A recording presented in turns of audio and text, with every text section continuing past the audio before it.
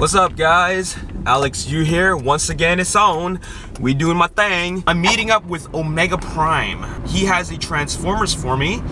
He has a Generations Red Alert for me. And it's a loose figure. And I just really want him because Red Alert looks freaking cool. And Red Alert and Dirge are the only two guys that I want from the Generations series. So I definitely got to pick this one up. It is loose. And it's 10 bucks, and that is very, very reasonable. So I'm gonna pick him up. The crazy part is that, well, it's not that crazy, is that I've never met him before, but actually he knows me. Well, we just know each other through the internet, through online, just because he's seen my videos, and he's also seen me when I've been hunting around at Metrotown at Toys R Us. But that's all good because, you know what I'm saying? I've done meets like this before. I've bought stuff on Craigslist and from Cybertron.ca from other members.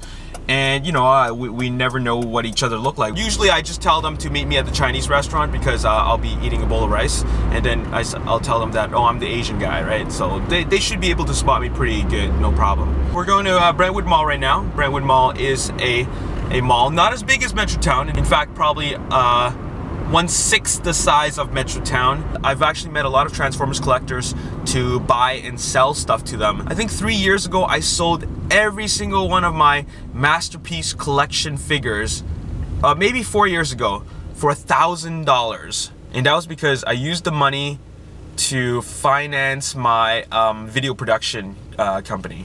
Because production equipment is very expensive, and I think I actually sold it to him for $1,100 or $1,200. I can't remember, but there was the 3 Seekers, the Optimus Prime with trailer, Megatron, and Ultra Magnus. And damn, I can't believe I sold them for that cheap, because knowing what they go for now, oh boy, that is a that is a steal, man. Oh well, I mean, you know, if I make it big somehow, you know, I'll buy them all back. It's not a problem, but you know, you gotta prioritize. You gotta know what is exactly what you want at that moment, and I really, really wanted to start up a video production company. He's actually there a little bit early. He sent me a text letting me know that he's 15 minutes early. So this is really early for me because when I got the original text at 10 a.m., I was actually sleeping, and I was having a really, really good sleep because I slept, oh boy, I slept really late. I think I slept at 5 a.m. last night because I actually pulled out my old home movies.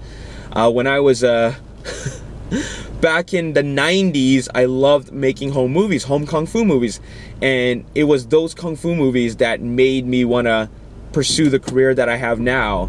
So, I mean, I never knew at the time in the 90s that I was going to become what I am now. But those home movies are basically the very beginning of what is about to become a production company. I didn't have any way of transferring them from a VHS to a digital format, so what I had to do is I had to borrow my friend's VCR and then position my DSLR directly in front of the TV and then tape it off there.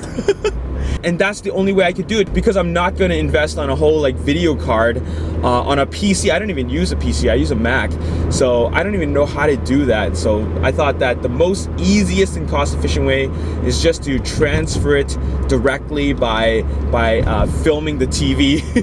And you'll be able to see some of those. You'll be able to see what I looked like back in the 90s. I was a skinny little kid, and I was making home kung fu movies and home gangster movies, and we used guns and kung fu, and like really, once I look back at them, I know at the time when I filmed them I thought they were really good. Of course, when I look back at them, they're not very good at all, but they're really charming in a way, just because at that time, you know, there were no standards. So in some ways you got to put it in perspective. You know, these are a bunch of kids running around with fake guns and really lame kung fu moves, and we're having a good time, and that's all that matters. When you make movies and you make videos, the most important thing is that if you have a good time, then you will prevail. Anyways, I'm almost at Brentwood Mall, so I'm gonna meet him. Brentwood Town Center, I'm in the parking lot. There it is, Brentwood Town Center, and he's actually should be standing right there somewhere. Yeah, right in front of the Starbucks, that's what he said. So, and he's early, so I should be able to see him right now. but I don't. Maybe he sent me a text. I'm gonna check this out. See if I got a text. Oh, I do. He said, "Okay, just text me when you're here." Okay, he must be inside somewhere. All right, just finished meeting up with Omega, did a trade, got my red alert, and it was actually pretty cool because I thought I didn't know who he was, but actually it was the guy that I saw at Metrotown. I got some stuff, and man, what a nice guy. I got red alert, and then he also threw in a loose thundercracker from the DOTM line, and that was actually really cool of him. He didn't have to do that, but he really enjoyed my videos, and he said that he loved what I do, and yeah, it's just man, what an awesome guy.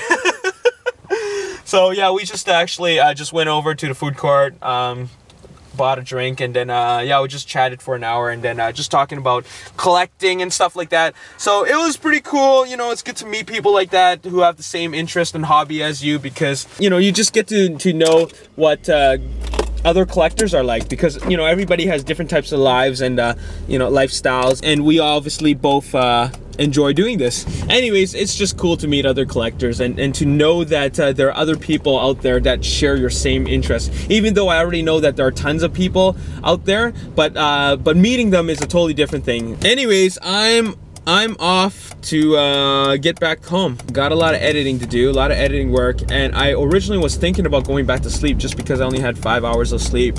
I had an energy drink the night before, just because I wanted to keep myself awake to do that editing work.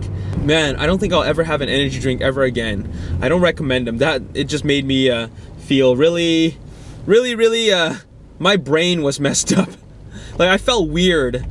Like, I didn't feel tired, but I felt weird. Like, I just didn't feel right. So, it's all good.